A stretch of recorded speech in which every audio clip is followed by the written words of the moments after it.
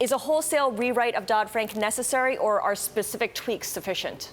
That's a great question. No, we're certainly not trying to repeal all of Dodd-Frank. We don't want to do anything that would undermine safety and soundness in the financial sector. But I think there are a lot of tweaks, and we've had a number of conversations with regulators and legislators about things that can be done to allow banks to more readily serve their customers, clients, and communities. So there's a whole host of changes. There were some aspects of the policy response 7 years ago that were sensible, and then there's some things that overshot and that went a little too far. So we want to be careful as we address this. We want to be thoughtful, strategic, and do the things that can help our economy grow at a greater clip. And there's a host of things that we can do.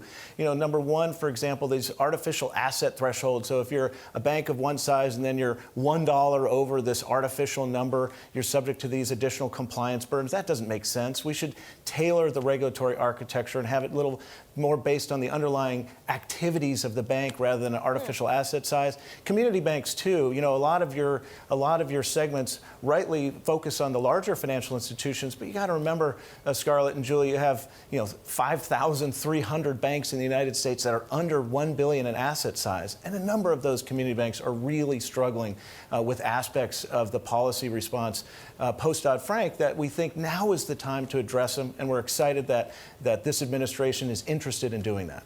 Rob, I want to bring up a chart of bank profits at the largest banks. As you say, those are the ones that we frequently talk about. So I've got JP Morgan, Bank of America, Citigroup, and Wells Fargo going back to the beginning of 2006. Most of them have seen their profits rebound to pre-crisis levels. I'm curious specifically what kind of regulation would help unlock that, or what's really holding back these numbers, if anything, since they've done relatively well? Well, first of all, some of the banks have done well, absolutely. You've also seen consolidation, too. You got to remember, sure, we've lost a whole host of banks, hundreds of banks every year that we're losing. So the numbers don't tell the entire story. But obviously, I think we want to definitely tailor the regs, make them more suited for the actual business model. There's some global rules that we're looking at, too, that we want to make sure how the U.S. addresses the global rules makes sense from a global standpoint, how we implement them here. I think that's a part of it. I think again, particularly these artificial asset thresholds are things that we should move out of the way. But you got to remember, there are some economic signs of strength in our nation's banking sector. And mind you, you want banks to be profitable. It means they're extending loans. You want that to happen. You want a profitable banking sector. We shouldn't be afraid to say that. But there are, a little signs here and there in the economy. You've seen a little bit of slowness in some of the retail numbers, a little bit of slowness in some of the auto numbers. So we need to be careful. What's great is that we should have a thoughtful, bipartisan, deliberative conversation about the things that we can do to, again, modernize the supervisory framework, eliminate unnecessary impediments, but of course not undo safety and soundness. There's no interest on the part of the U.S. banking sector to do that.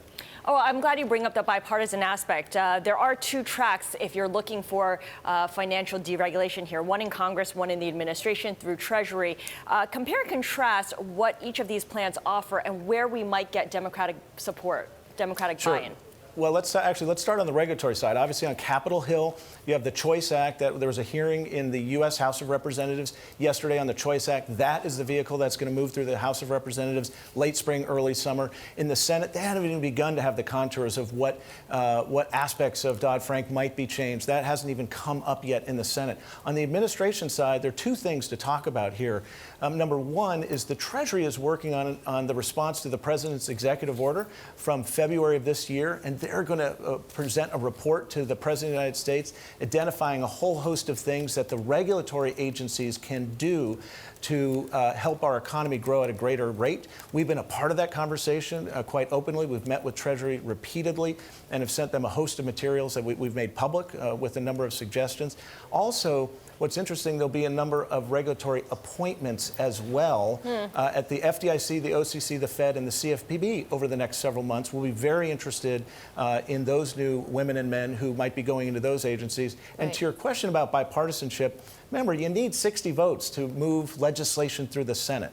So it will not be a Republican-only vehicle that addresses these thoughtful changes to Dodd-Frank. It will have to be bipartisan, and there will have to be, we'll work very closely with both parties to come up with bipartisan, common sense solutions that help create economic growth, but certainly don't undermine safety and soundness. There's no interest in going there. Just very quickly, I can't believe we've gotten this far without saying the words GlassSteagall, which has been something that's been floated sort of by Gary Cohn. Again, sorry, just quickly here, what's your position on that? So GlassSteagall did not. That was not a result of the financial crisis, in our opinion.